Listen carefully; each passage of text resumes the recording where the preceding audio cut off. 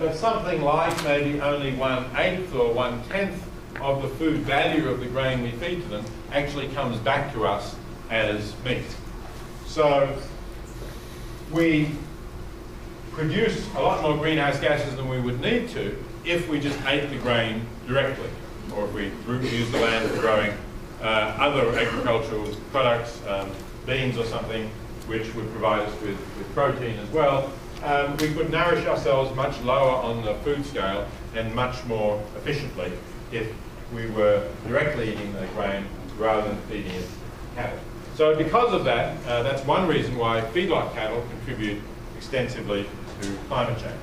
As you see, we're feeding most of our grain to animals, and the 6-to-1 ratio here takes into account the fact that pigs and chickens are more effective, more efficient than cattle.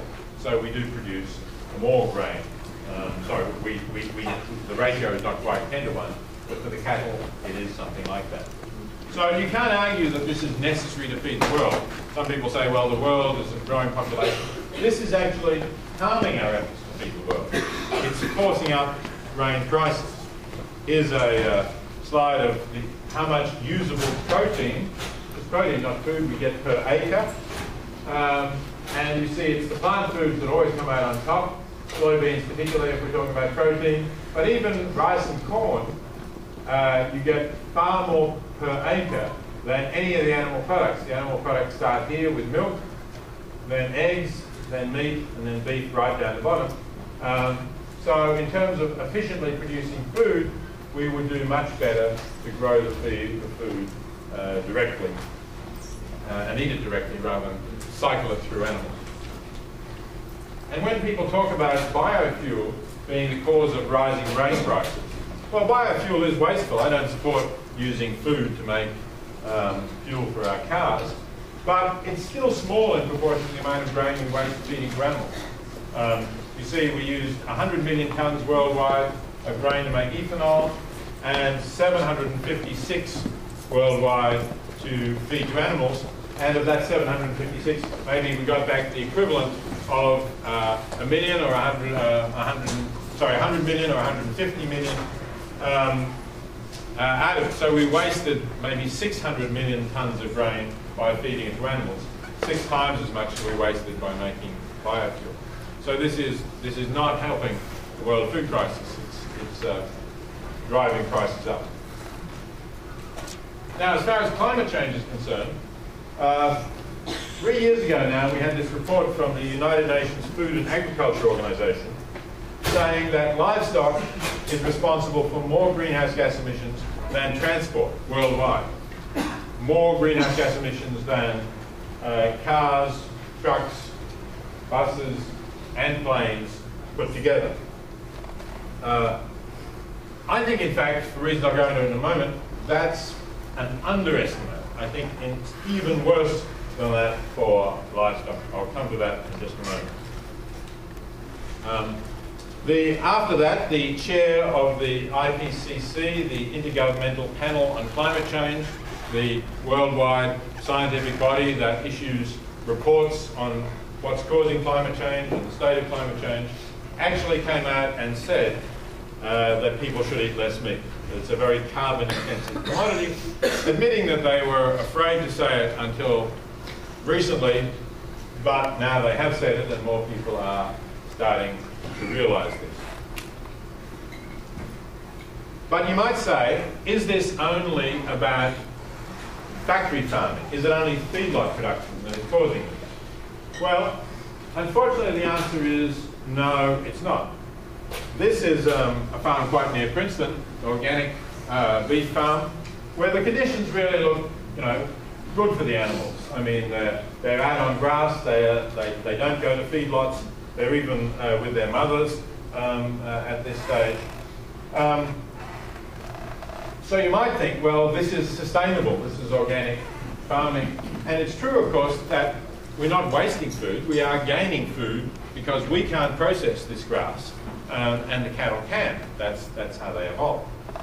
The problem is that when cattle digest anything, their stomachs produce methane. They have this special kind of ruminant stomach. Ruminants cattle are the major ruminants, and sheep to a lesser extent produce methane in this country. Methane is an extremely potent greenhouse gas. Now, unfortunately, the more roughage in the food, the more cellulose in the there is, the longer it takes them to digest it, and the more methane they will produce for each pound of food they produce. So, because there's all the cellulose they have to break down in the grass, and there isn't in the grain, they actually produce more methane eating grass than eating grain. One study said they produce 3 times as much methane. And that's really having a significant contribution to climate change. I said earlier that I thought the UN FAO report that said there's more emissions from livestock than from transport was underestimating the situation. Let me just take a minute to explain why I think that. Methane is typically regarded as being 25 times as potent a greenhouse gas as carbon dioxide. And that's the figure that the FAO report used, 25 times. Now, it is 25 times as potent over a century. It's 25 times as potent over a century because after about 20 years, most of the methane has gone from the atmosphere. It breaks down quite quickly. Whereas most of the carbon dioxide that you put in the atmosphere today will still be there in 100 years. So if your time scale is a century, then 25 is the right factor to use to multiply methane, to get a carbon dioxide equivalent between methane and carbon dioxide. But we don't really have a century to reduce our greenhouse gas emissions. Most of the experts think that if we don't dramatically reduce them within the next 20 years, we will pass a tipping point where various feedback loops will start to spiral in. So for instance, one of the feedback loops is the melting of Arctic ice, which has already begun.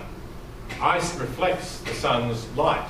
That's why it's so glary when you walk on ice on a sunny day. When the ice melts, there's nothing to reflect it back, and it has a bigger effect in warming the sea than when it shines on ice. So that's a feedback loop. The warmer it gets, the more the ice melts. The more the ice melts, the warmer it gets, etc., etc. And there are others. The thawing of the permafrost in the north is another one because that contains methane. So if you focus on the next 20 years and say we have to do something dramatic about climate change in 20 years, then, because the methane is mostly still up there for that 20 years, the right conversion factor is not 25 but 72. And that's what the Intergovernmental Panel on Climate Change said in its most recent report. So if you factored methane at 72 times as powerful as carbon dioxide, then it wouldn't even be close between transport and livestock. Livestock becomes much more significant than transport. And just recently, the World Watch organization put out a report which saying this. So look at worldwatch.org. It gives much higher figures for the livestock contribution. Okay, we better move on because I want to make sure we have plenty of time for questions. So I'll just skim quickly through this. This is a University of Chicago study that showed that if the average US driver switched to a Prius, they'd save 1 ton of carbon emissions per year. That's great. That's a lot of emissions. You should all do that if you're not driving a hybrid, if you're not driving a bicycle, which is better still. But the average US consumer switching from their typical American diet to a vegan diet can save 1.5 tons of carbon a year.